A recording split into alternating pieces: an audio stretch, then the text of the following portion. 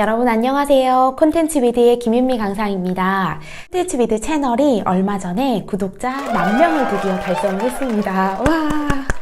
긴 시간 시청해주시고 또 구독해주시고 지금 이 영상을 봐주시는 모든 분들한테 감사 인사를 전합니다.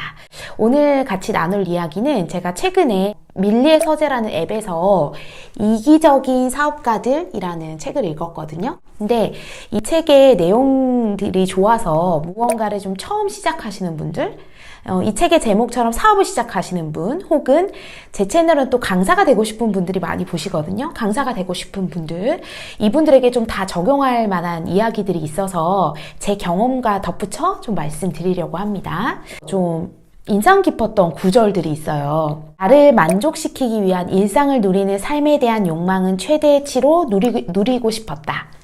타이틀보다는 지금 일상에서 누릴 수 있는 것들에 더 집중한 삶을 살았다. 사업도 마찬가지다. 이기적인 사업가는 단순히 생계를 위해서만 일하지 않는다. 경제적인 만족은 물론이고 가족과의 행복한 시간, 일상의 여유, 자아실현, 이 모든 것을 사업의 성공 기준에 담아야 한다. 2015년에 회사에서 이제 독립을 해서 강의를 하기 시작을 했어요. 이제 15년, 16년, 17, 18, 19년이니까 5년 차가 됐네요. 제가 초반에 한 2, 3년 정도는요, 엄청나게 막 열심히 달렸어요. 어떤 인프라나 이런 것들이 없는 상태에서 제가 정말 맨 땅에 헤딩 처음부터 막 시작해서 강사로 자리매김을 했어야 했잖아요. 마음이 조급했어요. 조급하고 빨리 무언가를 이루고 싶고 이래서 정말 일만 했었거든요. 어느 정도였냐면 둘째 아이를 2016년에 출산을 했는데 출산하고 한 달 만에 복귀를 했어요.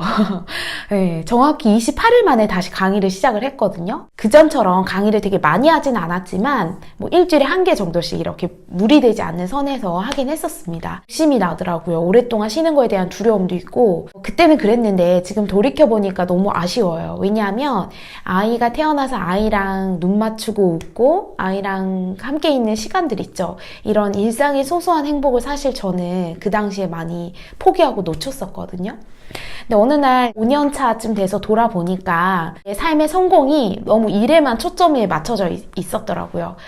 뭔가 일에서 돈을 많이 벌고 뭐 나의 자존감을 높이는 것뿐만이 아니라 우리가 일상에서 누리는 것들 있잖아요. 저의 요즘 일상에서 행복은 뭐냐 하면 저는 그전에는 바빠서 반찬도 다 사 먹고 음식도 막 다 시켜 먹었었거든요. 근데 요즘은 집밥을 해먹는 재미가 너무 쏠쏠한 거예요. 뭐 잘하지는 못하는데 내가 직접 만들어서 먹는 거, 그리고 아이들의 등하원을 직접 시켜주는 거, 애들 직접 어린이집에 보내주고 인사하는 거, 이것도 너무 기쁨이고, 아이들이 하원할 때 같이 놀이터 가서 놀아주고 그네를 밀어주는 거, 이런 일상의 기쁨이 너무나 크더라고요. 제가 오랫동안 좀 잊고 살았었죠. 성공의 기준을 일적인 것에만 두어서는 안 되겠다. 일상의 소소한 행복을 함께 누릴 수 있는 거를 사업의 성공의 기준으로 삼아야겠다라는 생각을, 뭐 창업을 한다, 사업을 한다, 무언가를 시작한다고 하면 막 목숨 걸고 죽기 살기로 해야 될 것처럼 얘기를 하잖아요. 삶이 곧 일이고 일이 곧 삶이다 라고 하는데 물론 맞아요. 그 말도 틀린 말은 아닙니다. 저도 그렇게 빡셌던 2, 3년의 시절이 있었기 때문에 조금 더 빨리 자리를 잡을 수 있었던 것도 당연히 맞는 말이에요. 그러나 그렇게 하는 거는요, 오랫동안 지속하기는 정말 힘들어요.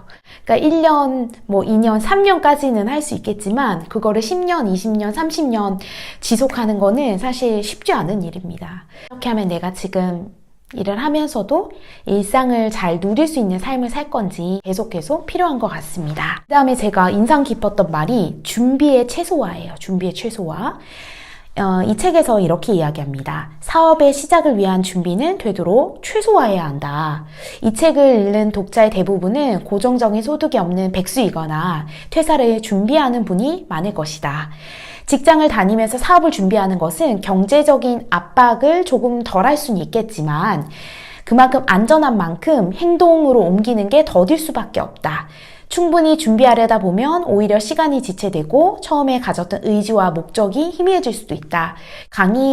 강사가 되고 싶은 분들도 저도 그랬어요. 어땠냐면 뭔가 강의를 할 때 많이 준비해서 가고 싶고 준비된 모습으로 무언가를 하고 싶었거든요.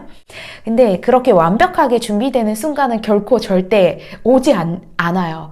그러니까 우리가 완벽하게 잘하는 상태에 어떻게 도달하게 되냐면 오로지 경험밖에 없거든요. 계속 많이 해보면서 데이터가 쌓이는 거예요. 시행착오를 겪으면서 더 나은 방식으로 가게 돼요. 그러니까 그렇게 잘하게 숙련되는 상태에 이르게 하는 길은 경험이에요, 경험. 근데 준비에 너무 치중을 하다 보면은 경험의 기회를 놓칠 수가 있거든요. 근데 이 경험은 대단한 게 아니에요. 되게 작은 거일 수도 있고 사소한 거일 수도 있는데 그런 것들이 쌓여서 우리가 더 나아지는 상태에 이르게 되는 겁니다. 준비가 다 돼서 하겠다라는 욕심을 버리셔야 돼요. 70%만 준비되면 하시는 거예요. 하시면서 수정하시는 거예요.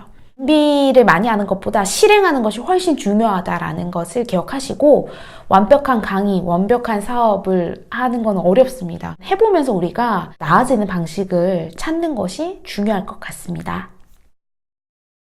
당신이 마음만 먹으면 책을 쓰거나 강의를 시작하거나 어떤 일을 시작하는 것은 어려운 일이 아니다. 그러니 인생에서 가장 중요한 변화의 시기에 남들과 비교하느라 진을 빼지 말자.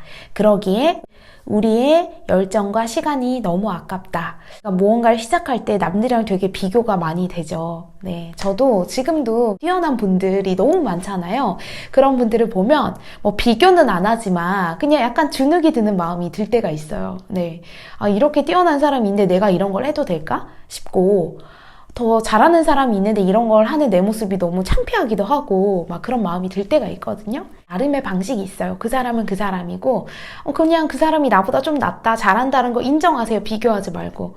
그리고 나는 내 방식대로 하겠다. 그 사람 뭐 더 잘하는 사람도 있지만 꼭 그런 사람만 필요로 하는 건 아니거든요.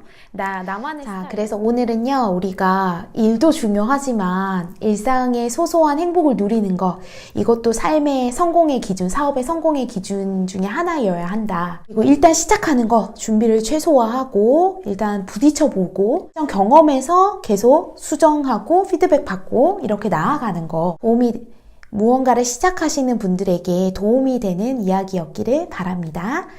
저는 콘텐츠 위대의 김윤미였습니다. 고맙습니다.